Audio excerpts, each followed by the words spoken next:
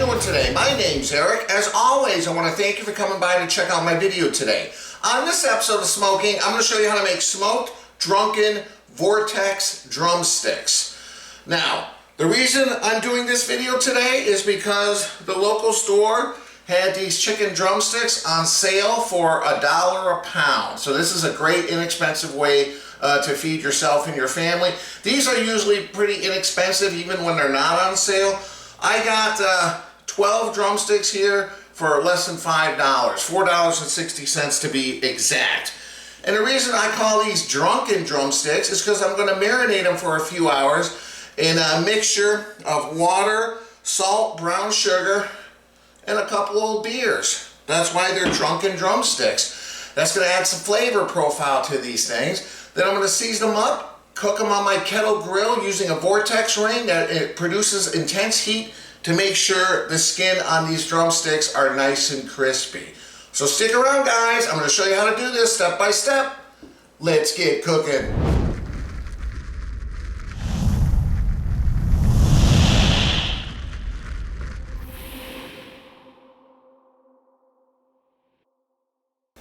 Alright, so the first thing we're going to do is to make this marinade, because these chicken drumsticks have to soak in there anywhere from 2 to 4 hours. So I started off with a little bit of water. This is 1 quart and 1 cup of water, or 40 ounces, okay? To that, I'm going to add a half a cup of kosher salt and a half a cup of brown sugar. Very basic marinade here. So, what I like to do before adding the beers is to stir this to try to get that brown sugar and salt to kind of dissolve a little bit. It doesn't have to be dissolved completely, but if we get it dissolved, it's going to do a much better job of marinating those drumsticks. And I don't put the beer in because the beer tends to get a little foamy and it's harder for me to see if the particles have completely dissolved. So you can still hear it's kind of crunchy when I stir it. So I'm going to stir it here. I'm not going to bore you guys. Give me around a minute, 90 seconds of stirring this. Be back in a second when it's dissolved to my satisfaction. We'll put in the beers, go from there. All right, guys, it's been around a minute, and you can't hear any of that stuff kind of scraping on the bottom. And look, it doesn't have to be perfect. We just want to make sure everything's blended correctly. Now, as far as the beer, don't go with anything super expensive. It's not going to make a big difference. So any kind of generic American beer. I happen to have Old Style. That's what I bought that I had on hand. This is kind of like if you grew up in the Chicago area, you know about Old Style. Really can't get it in too many other parts of the country, I think, except the Midwest. But it's kind of been known, even though they make it here in Wisconsin, it's kind of become known as a Chicagoland type of beer, because you see a lot of Old Style signs hanging outside the bars down in Chicago. Alright. So 2 Old Style beers. Now again, we're going to stir this. Now, we want to obviously soak the chicken drumsticks in this for at least 2 to 4 hours. So if you don't have a big enough container, you can use like a Ziploc bag, you know, a 1 gallon, maybe a 2 gallon bag. Put the chicken in there. I'm just going to use an Instant Pot, you know, the inside of it. So let me grab that. We'll get these things marinated. Be back in a sec, guys. All right. So I have this Instant Pot. I put 12 of the chicken drumsticks in there. Give this one more stir. And we're just going to pour this in here. And there's plenty of liquid to cover all those chicken drumsticks, which is exactly what we want.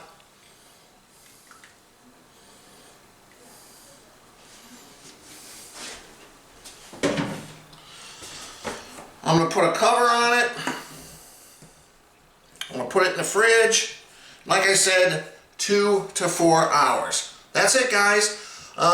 We'll be back shortly when we're ready to take these out. Throw them on the Vortex grill. All right, so it's been around 3 hours. I'm just gonna pull off this lid, kind of show you how everything looks like.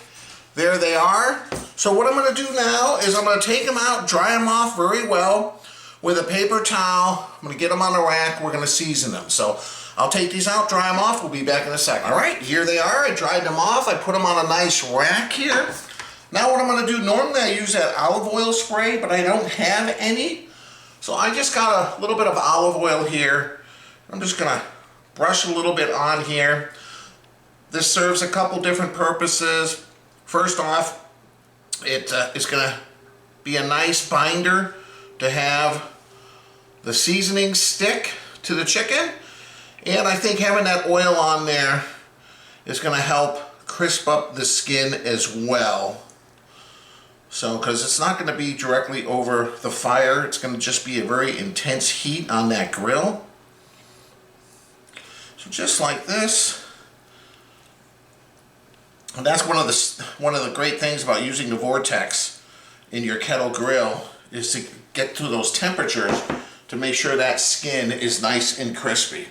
All right, guys, you can use whatever barbecue rub, chicken seasoning you want. I'm using this Suckle Busters award-winning competition barbecue rub. No particular reason other than I had it on hand. I think I used it on the pork butt not too long ago. And I like the color of this stuff.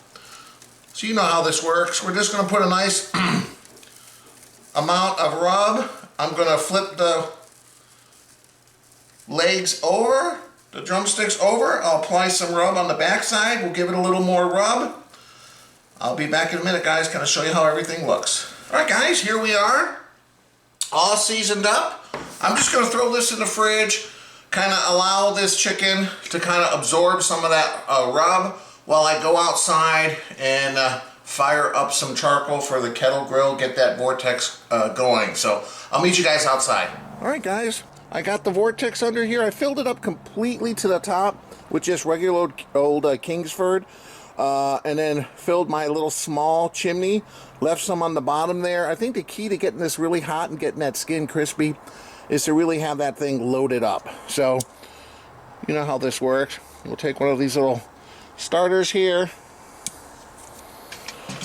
We'll give this thing maybe 20 minutes or so to catch all those on fire. In the meantime, I'm thirsty. I'll meet you guys inside for a drink. All right, guys, while we're waiting for those coals to get lit, I'm trying something here. It's called Zombie, I don't know if you can see it, Zombie Dust. It's got like some kind of weird Skeletor looking guy. This is from Three Floyds Brewing Company out of Munster, Indiana. The name seems familiar, but I don't recall having anything from them. This is my son Kyle. Hello. And he's trying something that looks very interesting. This is just called Peanut Butter Old Fashioned Soda. Do we have any other information? It says it's made in the USA. That's about all I know. So that's what Kyle's having. Alright. I remember you doing a peanut butter beer a long time ago. I was telling you off camera. Yeah, I remember a peanut butter beer. I don't remember who it was, what company or anything. And I also remember doing a banana bread beer many years ago that was actually really good. Haven't seen it since. Alright. Let's give this a pour.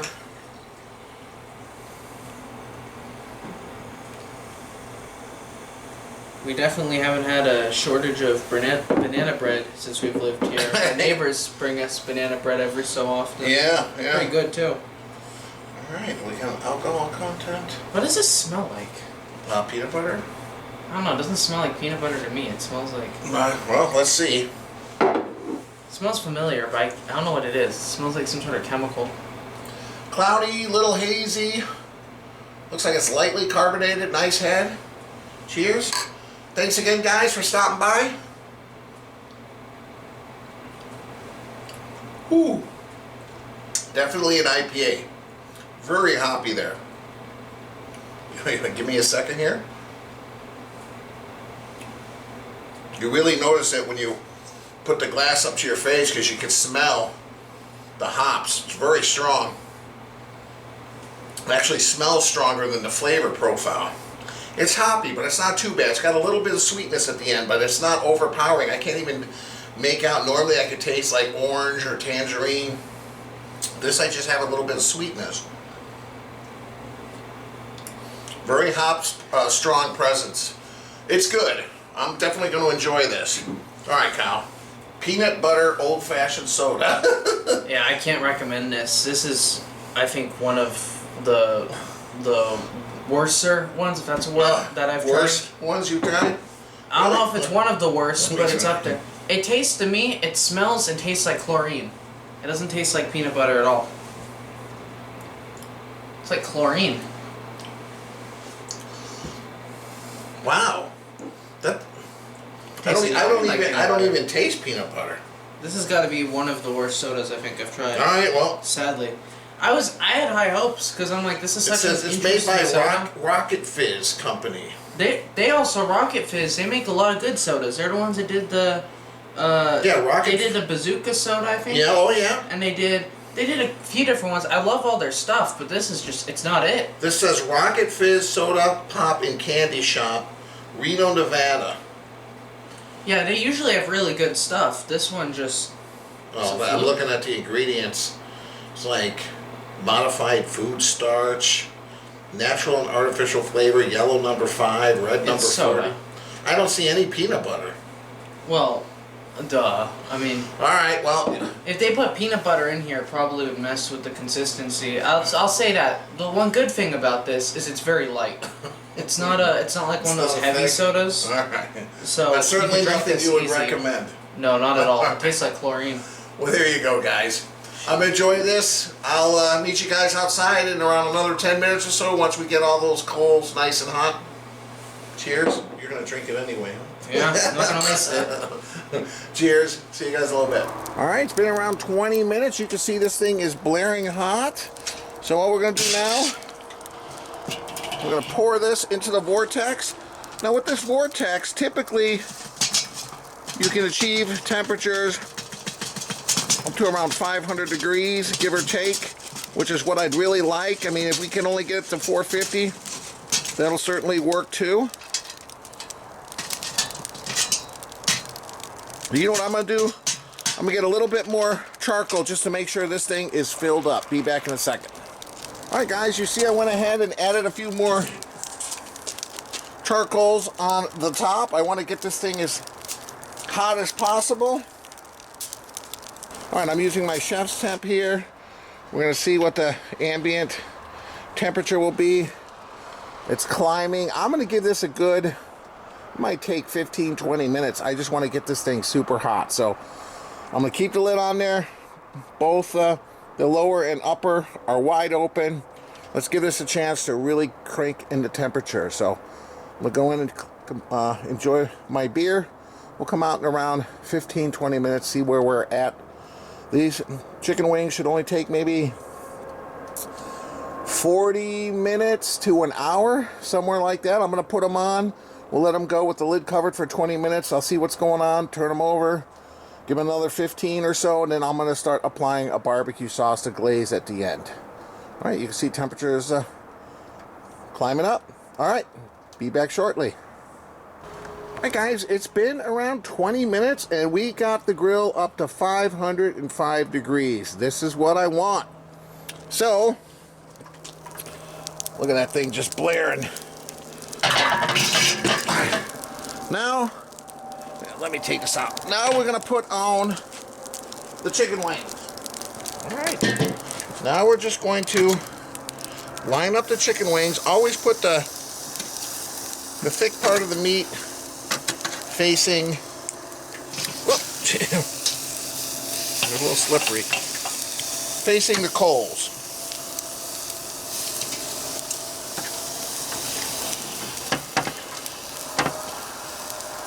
One more here.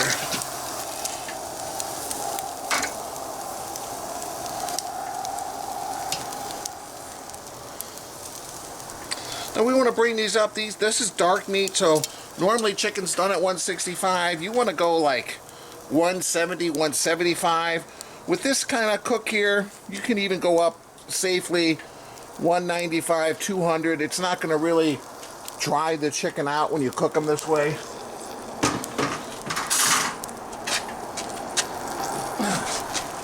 And there we go, guys. Look at that. So, the other thing is, normally we have to put the vent over the opposite end. You know, you're doing indirect cooking. So what I'm going to do here, I'm going to start it here. I'm going to start the timer. We're going to give it 20 minutes. In 20 minutes, I'll kind of flip it around. So instead of the vent over here, it'll be over here. But yeah, we'll give it 20 minutes. We'll come out, see how they're doing. See you guys in 20 minutes. I almost forgot. I want to add a little smoke to this. Got a piece of cherry wood. I'll stick it right over the coals here. I'm going to leave that lid off, but just for a minute. I want to make sure that thing starts on fire. Once I put the lid on, it'll kind of tame down the flame a little bit and produce some smoke.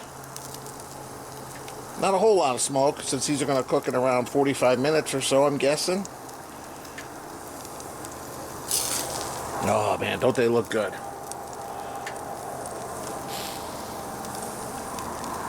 Alright. I think that's good. I see some flames. That wood's been cold. It's been sitting in a bag in my garage, so. There we go. Alright. 20 minutes. We'll see ya. Alright, it's been 20 minutes. It's only reached a top temperature of around 460 degrees, 466 right there, but that's still pretty good. I want it definitely in that 450, 500 range. Let's take a look here. Now, first thing I'm going to do is check the internal temp here. So let's just take a look here. You got to be careful not to hit the bone. See, 162, we're not quite there yet. That I hit the bone. 159, so now I'm going to flip them. But like I said, these are pretty forgiving. If you get them up in the 200 range, they're still going to be pretty juicy. They're dark meat. It's not like chicken breast where you have no fat content, so they dry out immediately. I didn't want to get in the way of the light there. Come around this way.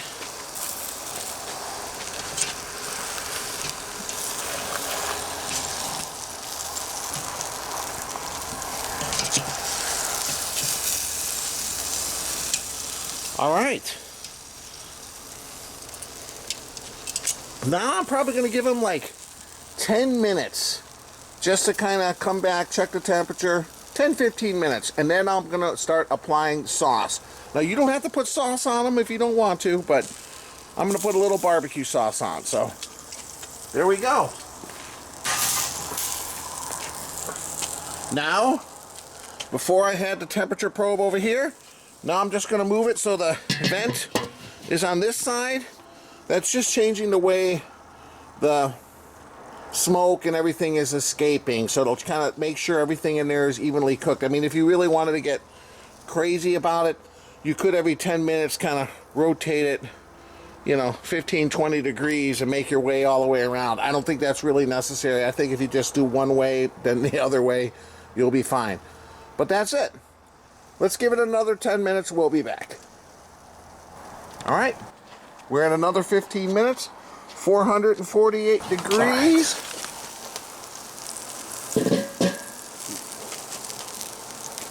Let's take a look here. We're looking for like 170, 175. Whoops. I hit a bone. Yeah, these are pretty much... Yeah, these are done. This is a little one. Alright, let me get a big one. Let's see this one over here.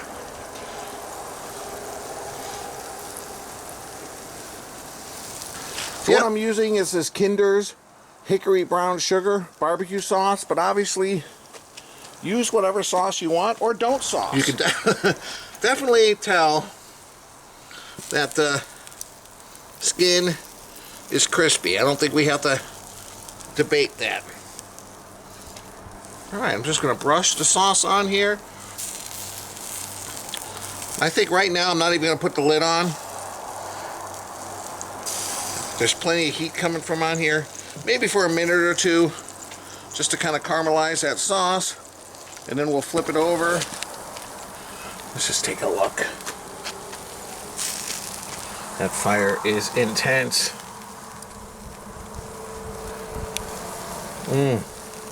Smells good too. All right, I'm gonna give this like 5 minutes. I'll put the lid on for maybe a minute, and then we'll turn them over, a little more sauce, and we'll be done, guys. Look how quick that is. Been around 35 minutes. Be back in a minute. As long as you get to that 170, 175, like I said, if you go a little over, this little one's a little bit hotter, but we're still under 200. Perfect. I'm going to put the cover on it now with the temp thing over here. I'm going to give it like maybe 3-4 minutes. I'll take them off. I'll meet you guys inside. Alright, so I brought them in, put them on the cutting board, covered them with foil for around 10-12 minutes. Let's take a look. Oh man. They smell so smoky. Dixie's going crazy. Alright. I'm going to get my son Kyle up here. We'll give this a taste in just a second. Welcome back. I'm here with my son Kyle. Hello. Mom's out playing bingo right now with the neighbor. Hopefully she's going to come back with some money. Hopefully. So I got some clucking sauce and some of the barbecue sauce here. Picked a couple, maybe try this one right here, the little smaller one first. You want to try this one? Okay. Let's just try a bite. I got a napkin there for you too. Let's just try a bite without any dipping in the sauce. I did put barbecue sauce on. Alright guys, cheers.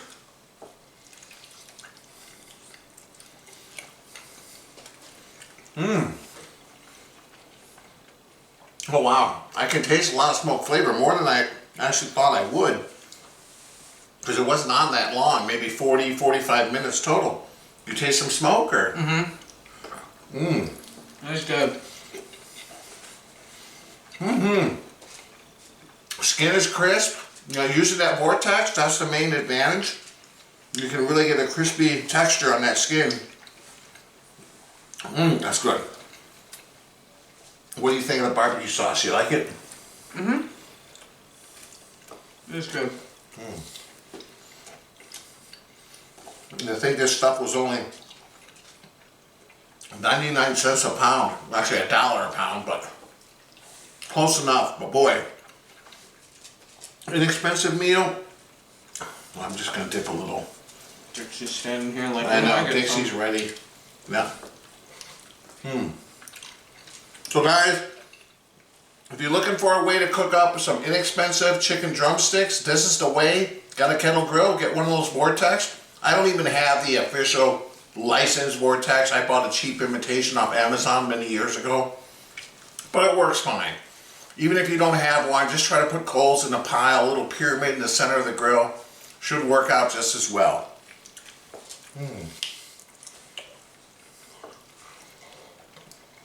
But what a great way to do it. I love the barbecue flavor, the smokiness, and then yeah, use your favorite barbecue sauce. Again guys, I appreciate you stopping by. If you liked the video, please hit the like button. This logo on my shirt is the logo on the bottom of the screen. If you click on that, it allows you to subscribe to my channel. Please do that because it really helps my channel grow. And I'll leave a link above and below to my website, ericsmokeandbarbecue.com. That's where I have all my video recipes, photos, the ingredient list, directions, the whole thing. So go check that out. But in the meantime, me and Kyle are going to enjoy this for sure. I'm sure Mom will like it once she gets back. I can't believe how smoky they are. Again, guys, I appreciate you stopping by. We'll see you next time.